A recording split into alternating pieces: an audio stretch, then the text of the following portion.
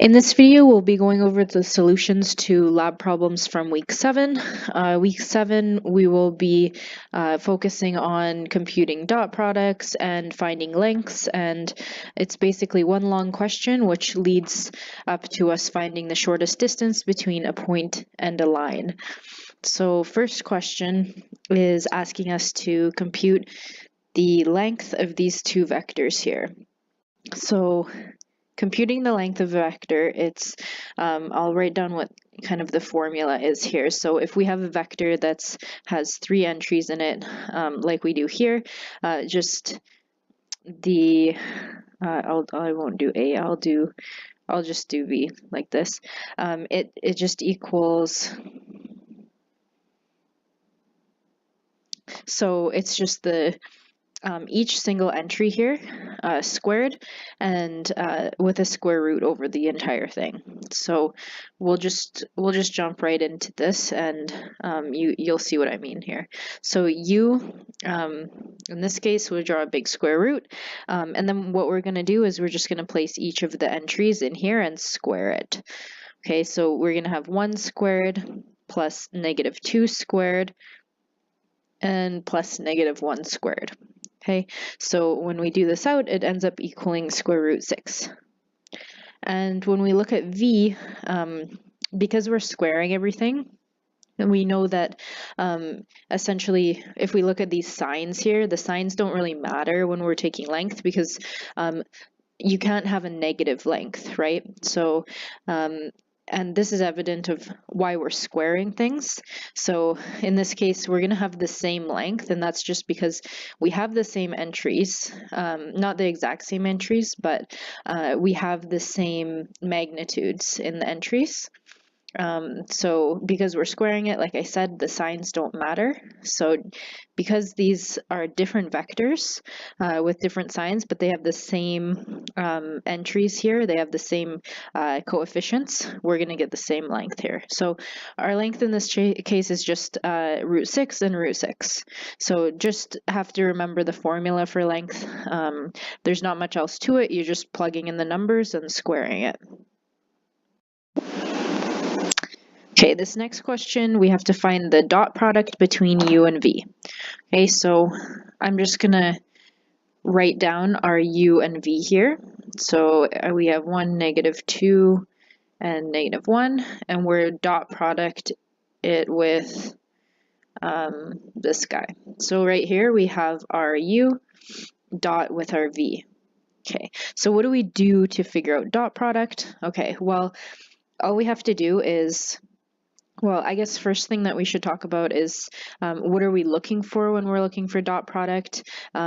If we scroll up and we think about what we were looking for with length, when we're looking for length, we're looking for a number.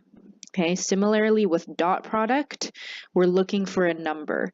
Now this is versus looking for a vector or some other type of quantity. So you want to always type check what you're looking for. So in this case, we're looking for just a number. Okay, so first thing that we do is we take the first entry of our first vector and we multiply it with the first entry of our second vector. Okay, so we're going to just write that down. We're going to write down 1 times -2.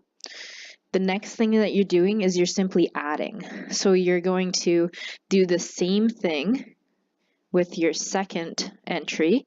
You're going to multiply it by your second entry of your second vector, and you're going to add this to the thing that you just computed. So now we have -2 times 1. And then finally, I guess you guys can see the trend here. We're doing it one more time. So we multiply the third entry here by the third entry in our second vector, and we add them. We add this to what we had before. So we have -1 times -1. So when we add all of these guys up, it's going to give us our dot product. Okay, so we have -2 plus a -2, and then plus 1. So this gives us -3. And this guy right here, this is our dot product. So u dotted with v is equal to -3. So we would just say we would just say u dot v equals -3. So once again, dot product, you just write the vectors beside each other with a dot in the middle. You take the first entry of your first vector and multiply it by your first entry of your second vector.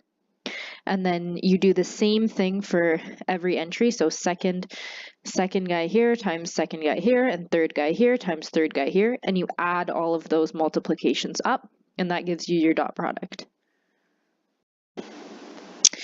Okay, so this question is asking us about the angle, to compute the angle between u and v. So we're going to do this using the formal definition of the dot product. So the actual definition, or I guess formula for the dot product, is u dot v equals the length of u times the length of v cos theta. Okay, so this is our formula here. Since we're looking for an angle, then the first thing that we're going to do is we're going to try and isolate here for cos.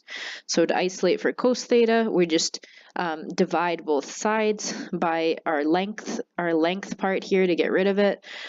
So we have u dot v over the length of u times the length of v. So this is our formula here to find our angle.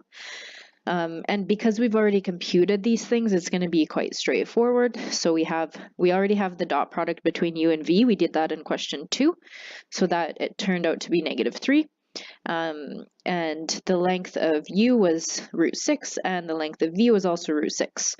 So when we multiply this out, we get -3 over 6, and that just equals -1 over 2 when we simplify. So really what we have here is we have cos theta equals -1 over 2. Okay, so I'll just write that over here. So cos theta equals -1 over 2. And this is when knowing your unit circle comes in handy to figure out which angle here. So which value of cos gives me -1 over 2.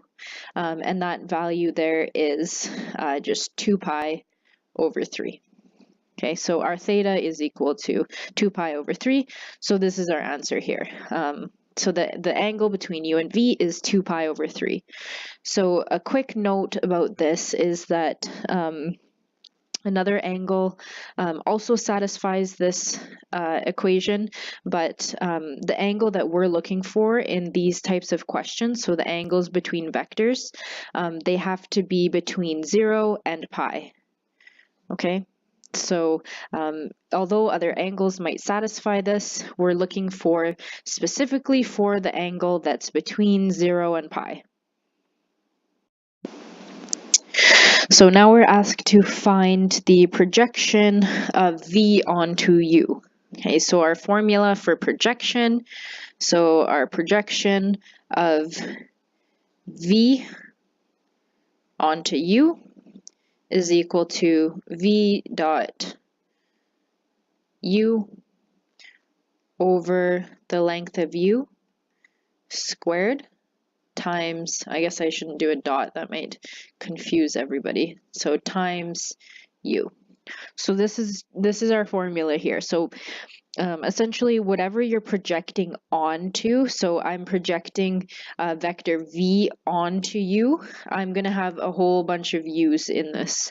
So whatever I'm projecting onto, I'm going to see more of them in my equation here.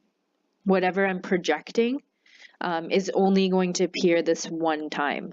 So the big one kind of counterintuitively only appears once. So that's just kind of how I remember it. The big one appears once. You can remember it however you want to, but it kind of helps a little bit. So what are we actually doing when we are projecting things? Okay, so let's just draw a quick picture here. So I'm going to draw this guy here, and this is going to be my V. And I'm going to, I don't know, let's draw this to be, this is my U. So this is U here. Okay, so what am I actually doing?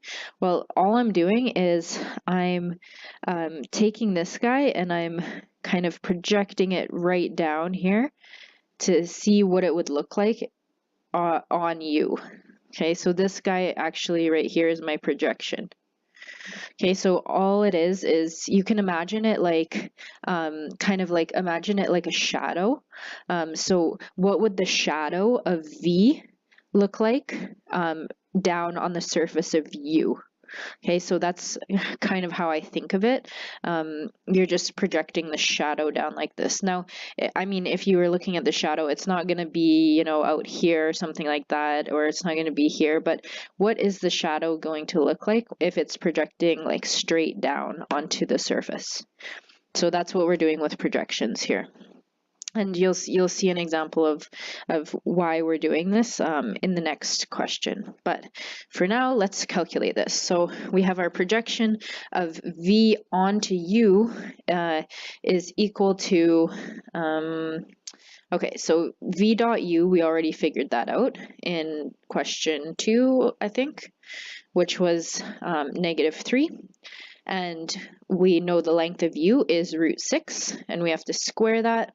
And then we have to times this by our U vector, which is 1, -2, 1. Let me just make sure that that's actually the U vector. Gotta scroll up a bit. 1, -2, -1. Yeah, so should be -1, okay? So all we have to do is multiply this whole thing out. So we get, once again, we get -1/2, and we multiply it by 1, -2, -1. And so our projection is actually -1/2, 1, and 1/2. Okay, so this right here, this is our answer. This is our projection vector. So once again, as we talked about earlier, when we do projection or dot product or length or whatever it may be, it's important that you type check your answer. So in this case for projection, what we're always looking for is we're looking for a vector. So if you end up with a number, you know that you've done something wrong in there, because what you want to end up with is a vector for this. So projection, you're looking for a vector. All you have to do for this guy is just make sure that you know the formula, make sure that you know which one is going to appear more. So this big guy only appears once. Yeah, that's pretty much all that you need to know for projection. Okay, so last question here, we're asked to find the shortest distance between a point P and this line. Okay, so what I'm going to do first is I'm going to start by drawing a picture. A picture is always good to help us visualize what's going on. So I'm going to draw my line here, and I'm going to draw my point P here. And I'm going to draw, basically the shortest distance is always going to be something that's perpendicular. So something that looks like this. So I'm going to just call this, I'm going to call this guy W. Okay, so we want this one. And what else do we have? Well, because we have this equation of the line, we know that this guy here is our direction vector. So we have some sort of direction like this. This is our D. Yeah, this is our line here. So we know that we have a point on the line because once again, the equation of a line is just a point plus a direction. So we do have a point here. So I'm just going to draw my point in right here. So I'm going to draw this. Oh, that's an awful dot. Okay, so I'm going to draw this. I'm going to call it PO. And this is going to be 3, 0, 1, and I might as well draw in what my P is here. So it's 1, 1, 0. Okay, so from this we need to figure out somehow how to do vector addition to find this W here.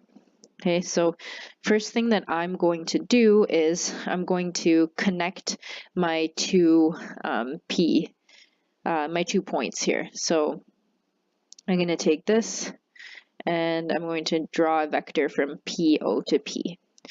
Okay, so From previous videos, we know how to figure out what this vector is. We're just doing POP, which is going to be our P vector here, so 1, 1, 0, and we're going to subtract PO, which is 3, 0, 1.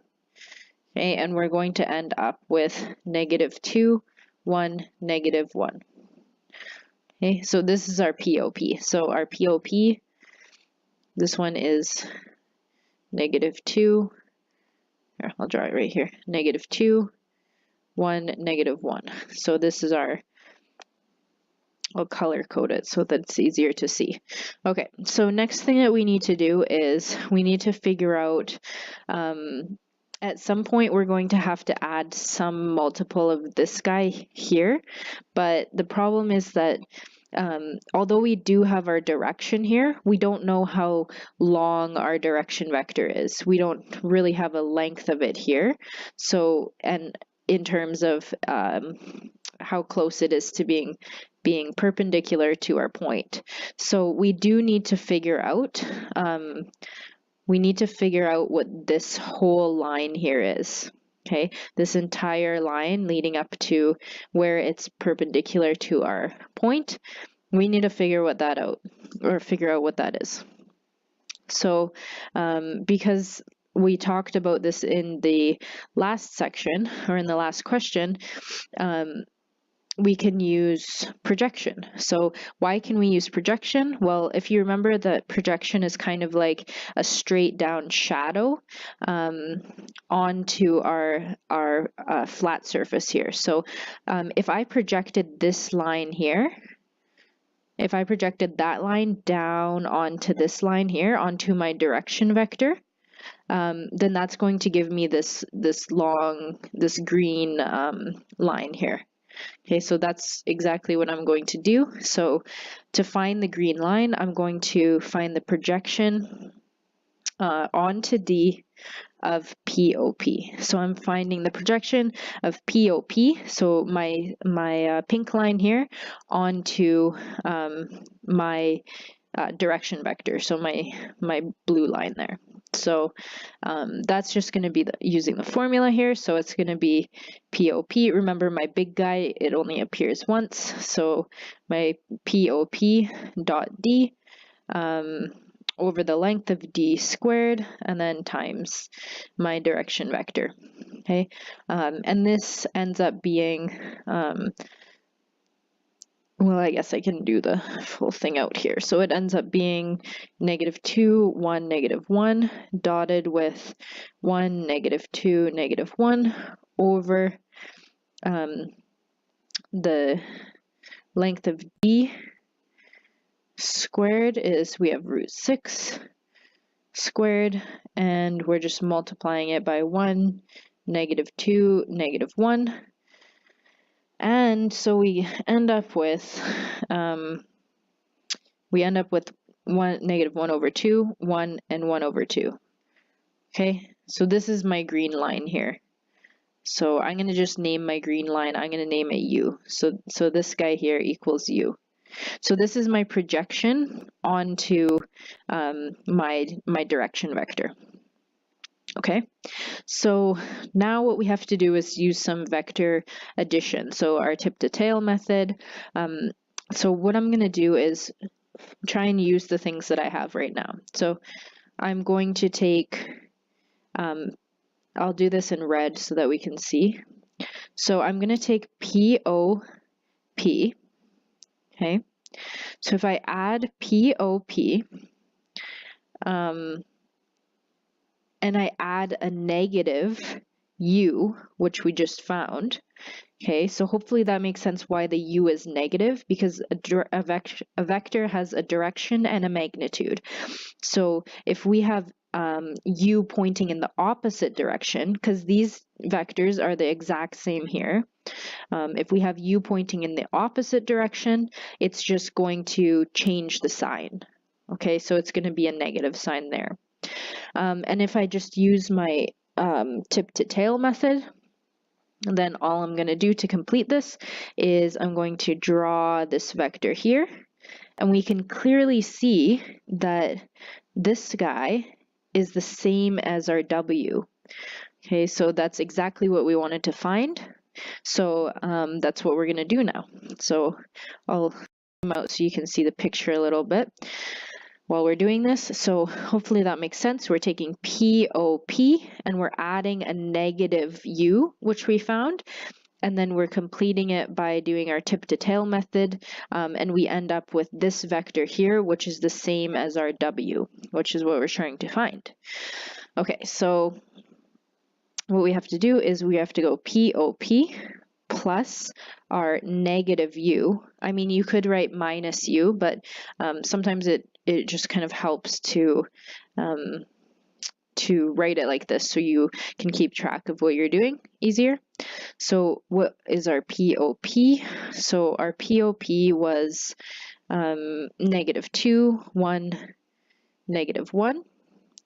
And we're adding negative times our U vector, which is -1/2, 1, 1/2. Okay, and so this ends up being -3/2, 0, -3/2. Okay, so right here what we found, this is actually the vector right here, but this vector right here is equal to our W. So this equals, we can say this equals W. So we found our W. Now our last step is, because we're asked to find the shortest distance, not the vector, we have to find the length of this guy. So we just need the length of W equals square root of -3/2 squared plus 0 squared plus -3/2 squared.